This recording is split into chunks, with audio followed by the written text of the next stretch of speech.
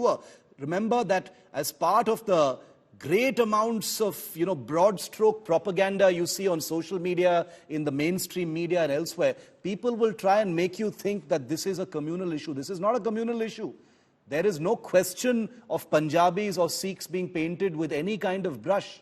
These are a small, tiny minority of the Sikh community. They have nothing to do with true Sikhs. These are Khalistani terrorists who are wanted by the law.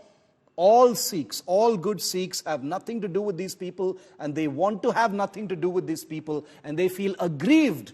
They feel aggrieved that they are being lumped with these terrorists sitting in Canada. That's a point I want to make repeatedly, and I will make it repeatedly on every single show I do, that these people are not Sikhs. These people are terrorists, and they will be treated like terrorists. The problem is they're not being treated like terrorists in Canada. These immigrant radicals are far removed from the ground reality in the beautiful state of Punjab today.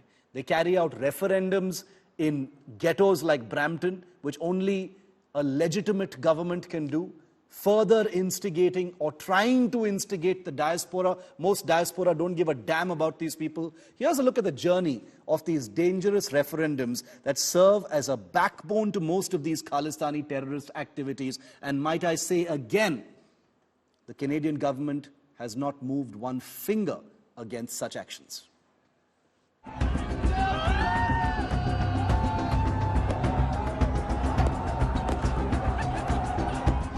A major rallying point for Khalistani supporters in Canada. In Australia,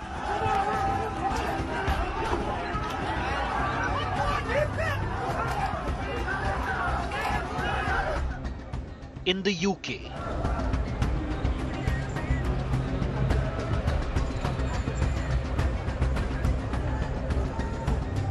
a so-called Punjab referendum, unofficial and binding on no one.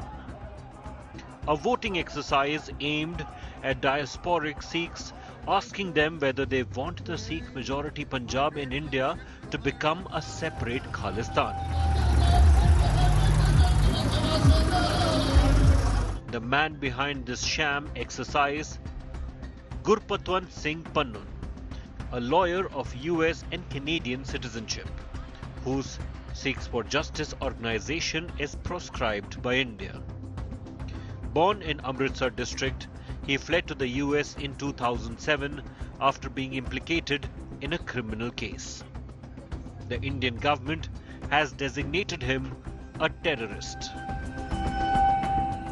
Make no mistake, Pannun's so-called Punjab referendum has no base whatsoever in Punjab.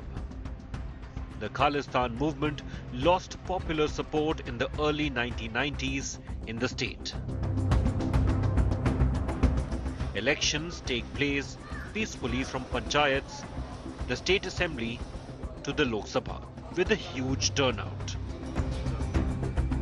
Surveys show as high as 95% Sikhs take pride in their Indianness. Separatist voices, if any, appear like a flash in the pan, once in a while, and vanish into thin air. Barring the stubborn fringe, most of the diasporic Sikh community, totaling some 2.5 million people, is not a supporter of Khalistan either. And within the fringe, Pannun's referendum exercise is seen as an ISI-sponsored program. ਉਹ ਜਿਹੜੇ ਆ ਇੱਕ 2020 ਸੰਸਥਾ ਵਾ ਜਿਹੜੀ ISI ਦੇ ਕਹਿਣ ਦੇ ਨਾਲ ਉਹ ਰੈਫਰੈਂਡਮ ਦੀ ਗੱਲ ਕਰਦੀ ਆ. Slain Khalistani separatist Hardeep Nijjar was actively involved in this ISI project in Canada's British Columbia province.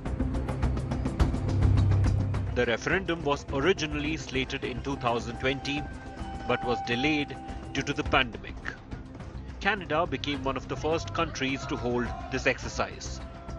It started in the UK in 2021, followed by Italy, and moved to parts of Canada this year. The Indian government has repeatedly conveyed its position on this so-called referendum to nations where it's held, Canada included. our position on the efforts by anti-Indian elements to hold a so-called Khalistan referendum is well known. It has been conveyed to the Canadian government, both in New Delhi and in Canada. You also referred, and let me reiterate that, the government of Canada has conveyed that they respect the sovereignty and territorial integrity of India, and they will not recognize the so-called referendum, which is to take place, I think, in 2 parts in Canada. Non-state actors staging a theatre in the name of a referendum, when actual referendums are put forward officially by states, mostly in the West, to vote in support of a proposal or in its opposition. The so-called Khalistan referendum on foreign soil, clearly a farcical project.